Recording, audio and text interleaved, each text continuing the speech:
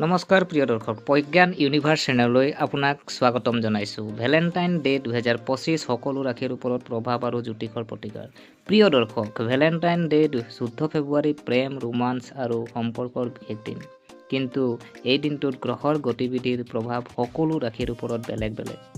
প্ৰিয় দৰ্শক, এই ভিডিঅ'টোত আমি জানিব পাৰিম যে 2025 চনত আপোনাৰ ভেলেণ্টাইন ডে আপোনাৰ ৰাশিক কেনে প্ৰভাৱ পেলাব, কোনবোৰ ৰাশিৰ প্ৰেমত ভাগ্য ভাল হ'ব আৰু কোনবোৰ ৰাশিৰ বাবে সাৱধান হ'ব লাগে।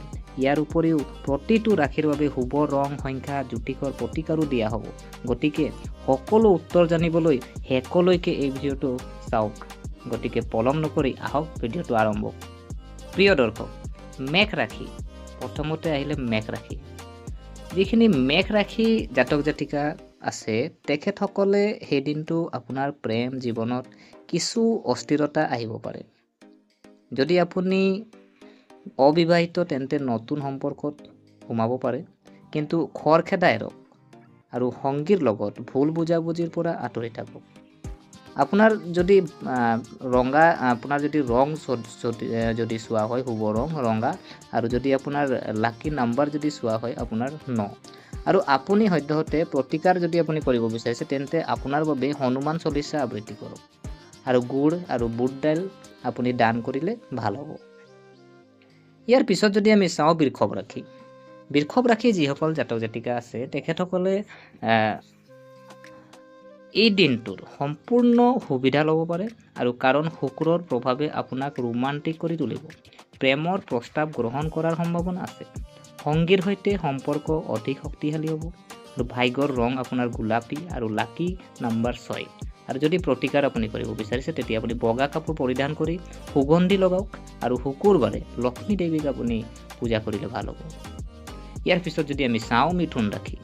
মিথুন ৰাশি যিসকল জাতক জাতিকা আছে তেখেতসকলৰ যদি চোৱা হয়, কথা বতৰাত মিঠাটা আনিব লাগিব, নহ'লে সম্পৰ্কত উত্তেজনা হ'ব পাৰে।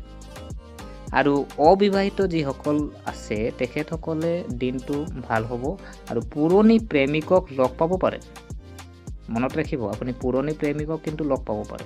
আৰু ভাগ্যৰ ৰং আপোনাৰ সেউজীয়া হ'ব, আৰু লাকি নাম্বাৰ আপোনাৰ 5 আৰু 5 হ'ব। আৰু আপোনাৰ প্ৰতিকাৰ যদি চোৱা হয়, আপুনি বিষ্ণুৰ সহস্ৰ নাম পাঠ কৰিলে ভাল হ'ব, আৰু পাৰিলে আপুনি এজোপা তুলসীৰ গছ আপুনি ৰোপণ কৰিলে ভাল হ'ব। ইয়াৰ পিছত যদি আমি চাওঁ কৰ্কট ৰাশি। যিসকল জাতক জাতিকা আছে কৰ্কট ৰাশিৰ জাতক জাতিকাসকলৰ কাৰণে যদি আপুনি চাই, হয়তো আপোনাৰ আৱেগিকভাৱে অলপ দুৰ্বল অনুভৱ কৰিব পাৰে, বা প্ৰেমত স্থিৰতা বা ধৈৰ্য ধৰিব। পুৰণি মতানৈক্য সমাধানৰ বাবে এইটো এটা ভাল সময় হয়। আপোনাৰ যদি ৰং চোৱা হয়, আপোনাৰ বগা, শুভ ৰং বগা হ'ব, আৰু লাকি নাম্বাৰ আপোনাৰ 2 হ'ব। আৰু প্ৰতিকাৰ যদি আপুনি চাওঁ, আপোনাৰ শিৱলিংগৰ দিনা আপুনি শিৱলিংগক আপুনি গাখীৰ আপুনি আগবঢ়ালে ভাল হ'ব, আৰু আপুনি মুকুতা পিন্ধক। ইয়াৰ পিছত আমি যদি চাওঁ সিংহ ৰাশি।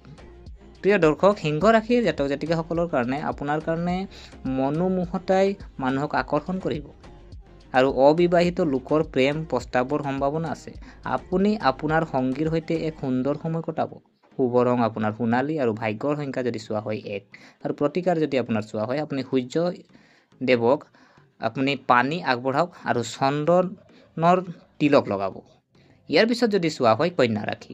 কন্যা ৰাশি যিসকল জাতক জাতিকা আছে আপোনাৰ কামৰ বোজাৰ বাবে জীৱনটোক ভাল পোৱাৰ বাবে কম সময় দিব পাৰিব। আপোনাৰ সংগীৰ লগত আপুনি কাজিয়া হ'ব পাৰে, ধৈৰ্য ধৰিব। পুৰণি সম্পৰ্কবোৰ পুনৰ সংযোগ কৰিব পাৰিব। আৰু আপোনাৰ ভাগ্যৰ ৰং যদি চোৱা হয় সেউজীয়া, আৰু লাকি নাম্বাৰ যদি চোৱা হয় 7। আৰু আপুনি প্ৰতিকাৰৰ কাৰণে যদি আপুনি কৰিব বিচাৰিছে তেতিয়া আপুনি মাতৃ আই দুৰ্গাক আমি পূজা কৰক আৰু সেউজীয়া ফল খাব। ইয়াৰ পিছত যদি চাওঁ তুলা ৰাশি। তুলা ৰাশি জাতক জাতিকাসকলৰ কাৰণে ভেলেণ্টাইন ডে আপোনাৰ বাবে অতি শুভ হ'ব। আজি যদি আমি চাওঁ, আপোনাৰ পত্নীৰ সৈতে ৰোমান্টিক সময় কটাব পাৰিব, আৰু আপোনাৰ ভাগ্যৰ ৰং যদি চোৱা হয় নীলা, আৰু লাকি নাম্বাৰ যদি চোৱা হয় 6। প্ৰতিকাৰ যদি আমি চাওঁ, আপুনি কি কৰিব, শুক্ৰ মন্ত্ৰ আপুনি জপ কৰক, আৰু সুগন্ধি আপুনি লগাব লাগে। আৰু ইয়াৰ পিছত যদি চোৱা হয় বৃশ্চিক ৰাশি। প্ৰিয় দৰ্শক, বৃশ্চিক ৰাশিৰ যিসকল জাতক জাতিকা আছে দিনটো আৰম্ভণি অলপ মানসিক চাপ আপুনি হ'ব পাৰে। আৰু প্ৰেম জীৱনত গভীৰতা থাকিব, কিন্তু নিজৰ খং নিয়ন্ত্ৰণ কৰক। অবিবাহিত মানুহে হয়তো অলপ বেছি সময় অপেক্ষা কৰিব লাগিব। আপোনাৰ যদি ভাগ্য ৰং চোৱা হয় আপোনাৰ ৰঙা, আৰু লাকি নম্বৰ যদি আপোনাৰ চোৱা হয় 9। আৰু প্ৰতিকাৰ যদি আপুনি কৰিব বিচাৰিছে তেন্তে আপুনি কি কৰিব লাগিব, মংগল গ্ৰহৰ বাবে ৰঙা চন্দনৰ তিলক প্ৰয়োগ। আৰু হনুমানজীক পাৰিলে, আমি পৱনপুত্ৰ হনুমানজীক পাৰিলে আমি কি কৰিব লাগিব, আপুনি গুড় আগবঢ়াব লাগিব। ইয়াৰ পিছত যদি চোৱা হয় ধনুৰাশি, ধনুৰাশিৰ যিসকল জাতক জাতিকা আছে আপোনাৰ প্ৰেম জীৱনত ইতিবাচক পৰিৱৰ্তন আহিব। ভ্ৰমণৰ সম্ভাৱনা আছে, যাৰ ফলত সম্পৰ্ক শক্তিশালী হ'ব। পুৰণি বন্ধু এজনক লগ পাব পাৰে। ভাগ্যৰ ৰং যদি আপোনাৰ চোৱা হয় হালধীয়া, ভাগ্যৰ ৰং হালধীয়া, আৰু ভাগ্যৰ সংখ্যা যদি চোৱা হয় 3। আৰু যদি আপুনি প্ৰতিকাৰ যদি কৰিব বিচাৰিছে কলৰ গছক আপুনি পূজা কৰক, হালধীয়া ৰঙৰ বস্তু দান কৰক। প্ৰিয় দৰ্শক, ইয়াৰ পিছত যদি আমি চাওঁ মকৰ ৰাশি, মকৰ ৰাশি যিসকল জাতক জাতিকা আছে আপোনালোকৰ কাৰণে অত্যাধিক কৰ্মৰ চাপে সম্পৰ্কত প্ৰভাৱ পেলাব পাৰে। সংগীক সময় দিয়াটো প্ৰয়োজনীয় হ'ব। আপুনি অপ্ৰয়োজনীয় যুক্তিৰ পৰা আঁতৰি থাকক। আপোনাৰ যদি ভাগ্যৰ ৰং যদি চোৱা হয় বাদামী, আৰু ভাগ্যৰ সংখ্যা যদি চোৱা হয় আপোনাৰ 8, আৰু প্ৰতিকাৰ যদি আপুনি কৰিব বিচাৰিছে, আপুনি ইয়াৰ পৰা বাচিব বিচাৰিছে, তেতিয়া আপুনি কি কৰিব লাগিব, শনিদেৱক পূজা কৰক। আৰু আপুনি কি কৰক, মাটিমাহ দালি আপুনি দান কৰক। ইয়াৰ পিছত যদি চোৱা হয় কুম্ভ ৰাশি, কুম্ভ ৰাশি যিসকল জাতক জাতিকাসকল আছে আপোনালোকৰ কাৰণে প্ৰেমত সফলতা পাব। সঠিক সময়ত চেষ্টা কৰিলে নতুন সম্পৰ্ক আৰম্ভ কৰাৰ এটা ভাল দিন হয়। আৰু পুৰণি প্ৰেমিকৰ লগত কথা বতৰা হ'ব পাৰে। আপোনাৰ ভাগ্যৰ ৰং যদি চোৱা হয় নীলা, আৰু লাকি নাম্বাৰ যদি চোৱা হয় 4। আৰু প্ৰতিকাৰ যদি আমি চাওঁ শিৱ চল্লিশা আপুনি আবৃত্তি কৰক। যিমান পাৰে আপুনি দান বৰঙণি কৰক। ইয়াৰ পিছত যদি আমি চাওঁ মীন ৰাশি, মীন ৰাশি যিসকল জাতক জাতিকা আছে প্ৰেম জীৱনত ৰোমাঞ্চ থাকিব। অবিবাহিত লোকে নতুন সংগী বিচাৰি পাব পাৰে। এই দিনটো হয়তো কিছু ভাল খবৰ পোৱা যাব। আৰু ভাগ্যৰ ৰং আপোনাৰ বেঙুনীয়া, লাকি নম্বৰ 7।